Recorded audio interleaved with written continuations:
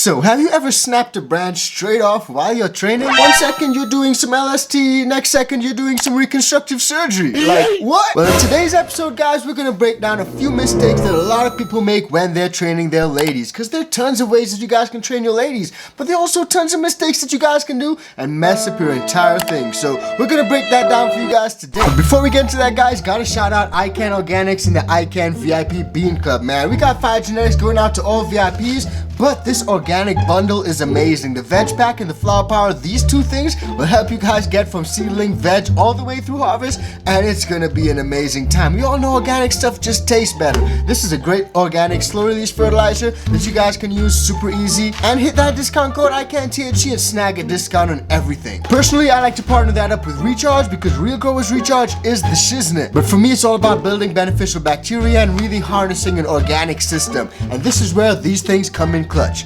So hit the discount code icanthc, grab your Recharge, grab your iCan Organics, or grab your iCan VIP seeds. Now without further ado, let's get into today's episode.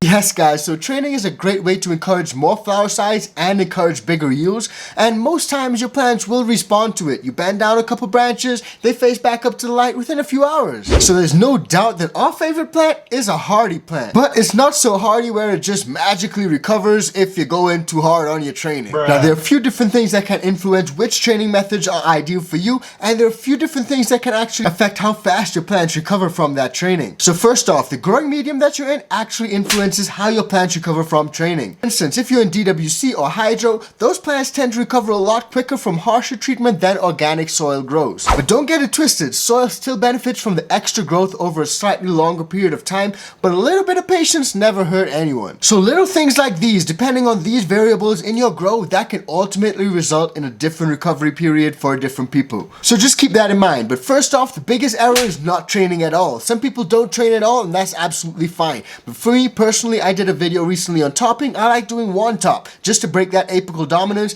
and help the plant to bush out a little bit more. Once I do that first initial top, I may do 1 or 2 more toppings, but it really depends on if my plants are getting up to the light. But for the most part, I'll just do LST, because once that main apical dominance is broken, the auxins or the growth hormones are already redirected to different parts of the plant. It's not going to go straight up like a Christmas tree. Now another big area is that a lot of people have different options when it comes to training. There's scrogging, LST, HST, high stress training, super cropping, filming. There's all sorts of stuff. Some people just tie down branches with string. But I found that scrogging is a really nice way to maximize your growth. But there are also some mistakes that people make when it comes to scrogging. Now shout out my homie Northern Scrogger. He's got some great tips for you guys when it comes to scrogging. But if you are scrogging, you want to make sure that you got good air circulation and that your screen or your frame isn't too close to the growing medium, so that does not invite pests and diseases. Because again, if your screen is too low to the medium and there's not a lot of air circulation in there, that's a haven for pests and pathogens to start to breed. So you want to have your screen at the right height. You also want to have your squares at the right spacing, the right distancing. Some trellis nets have really large squares. Some of them can be about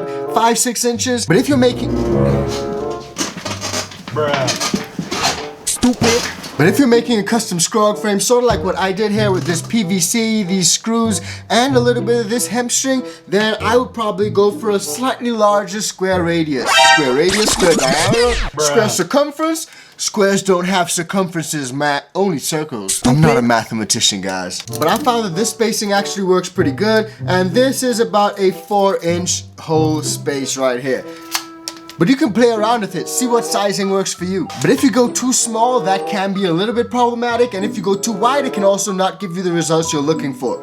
Also, when you're doing your scrogging and you're building your scrog frames, go in and out with these little things so that they provide a little bit more strength and resistance. So in and out, under and over, all the way through. And also, when you're choosing your string material, I've used all sorts of stuff in the past. I've used fishing wire and stuff like that, but I have found that with the fishing wire, if your plants do stretch up a little bit too hard, it can cause some lacerations or some cuts on your plant stalks and your tissue, which is not ideal. So go for something soft. Like this hemp string works really nice for me, and it's just a good soft option that does not hurt my plants too much. So that's scrogging. Now I've mentioned topping before. Topping is something that a lot of people do at least once, but topping too late can be a little bit of a problem. Just like topping too early can also be a little bit of a problem.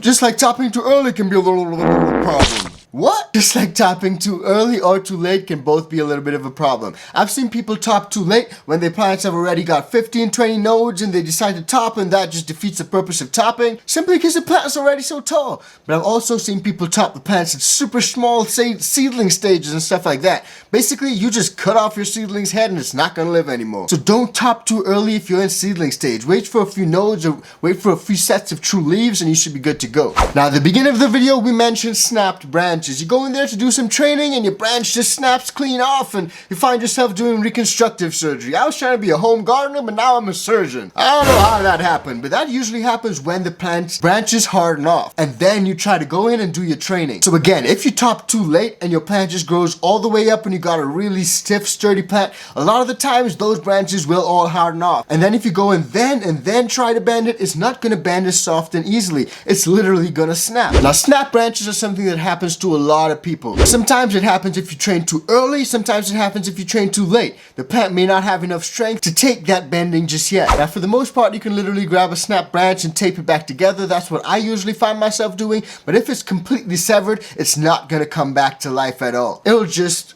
stay on and wilt until it's brown and shriveled. So pro tip, let your plants grow to about the 6th node with a few sets of true leaves before attempting to do any type of training. Go in gently, don't go in too hard, and go in at the right time. And speaking of right time, guys, timing is everything. Don't perform any training techniques, especially high stress training techniques, too late into flowering. That's a big no-no. A lot of these high stress techniques or HST techniques are literally reserved for the veg stage, and for good reason. It gives your plants time to recover. At that stage, the branches of your plants are less rigid. That makes them more suitable for squeezing, reshaping, bending, twisting, turning, all that type of stuff. But later on into flower, when they really harden off, you're risking just snapping them off, stretching your plants during flower, and affecting your final yield and quality. So don't risk it for the biscuit. Now don't get me wrong guys, there are occasions where growers use high stress training techniques like defoliation during the flowering stage, but that's usually just to prune dead or dying growth or to shape your plants for flowers. So they promote a lot of that growth towards the flowers rather than produce a new family. But again, these are sort of advanced techniques that not a lot of people do. Some people do it, some people don't do it. It all depends on you and your preference. Now we talked about topping, scrogging, and all types of stuff, but low stress training is something that a lot of people do.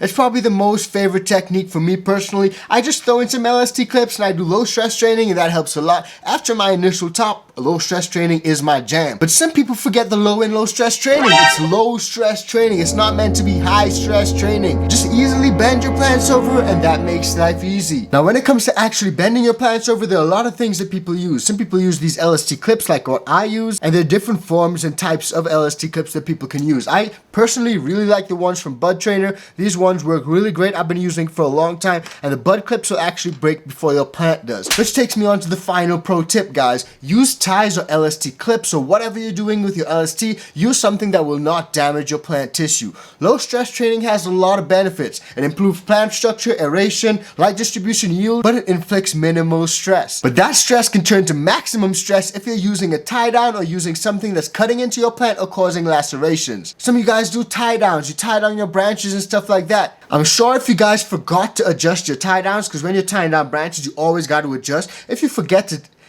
to adjust your tie down, a few months into veg, you realize like, oh my gosh, my plant is actually bursted through the tie down that I got, and it's got a really deep laceration or cut in your plant's branch simply because you forgot to adjust the tie or remove it completely. So in those situations, you really want to use ties that do not damage your plant tissue. Don't use anything that cuts into your plant. Don't use anything like rigid plastic, metal, anything that heats up really easily, gets super hot. All these hard materials can cause serious damage to branch tissue in the form of burns, wounds, or lacerations and cuts. And once your plant has a laceration or cut, that opens it up to pathogens, infections, and all types of stuff which you really don't want to be dealing with, guys. So play it safe. Use softer plant ties and bending clips that are kinder to your plant's branches and give them room to swell. Your plants grow and they swell and they will cut into anything that's super sharp. A lot of people use pipe cleaners, soft types of stuff like that. Even if you're using regular string or regular wire, you do want to adjust because the plants will grow, and as they grow, they may get cut by that string. Now I can already feel the multi-million-dollar question hitting me in the face from all you guys. Yo Matt, what about autos? Can you do any of this stuff with autos? And personally, guys, high stress training methods, I don't do it on autos at all. Actually, I don't do any training on my autos at all anymore. Photo periods, I train. Autos, I don't train. I'll leave them and I let them grow straight up like a Christmas tree. Personally, I found that the lower branches actually branch out pretty nice and I get nice structures, so I don't do a lot of training when it comes to the autos. Personally, this is just me, guys. When I've done training on my autos, I found that I actually reduced my yields. I got a smaller plant overall than when I did not train them. So drop it in the comments and let me know what you guys do. Do you guys train your autos? Do you not train your autos? How do you train your photos? What do you guys do? Do you guys like high stress training methods, low stress training methods? Drop it in the comments down below and let me know. But all that said, training techniques are valuable and for the most part accessible to everyone. Anyone can do a different type of training technique and get the results they're looking for. It's all about what you prefer, what's your preference, what's your like and dislike. So drop it in the comments down below and let me know what you guys prefer, because everyone's different and everyone does things in a different way. Don't forget, join up with the iCan VIP Bean Club if you guys want some of those fire, and also hit that discount code icanthc and snag a discount on the iCan Organics bundle, man. Your plants will love you from veg all the way through flower. And wait, if you guys want to find out more about growing that fire, then definitely check out any episode on screen right now, and we'll see you guys in the next one. Peace, fam.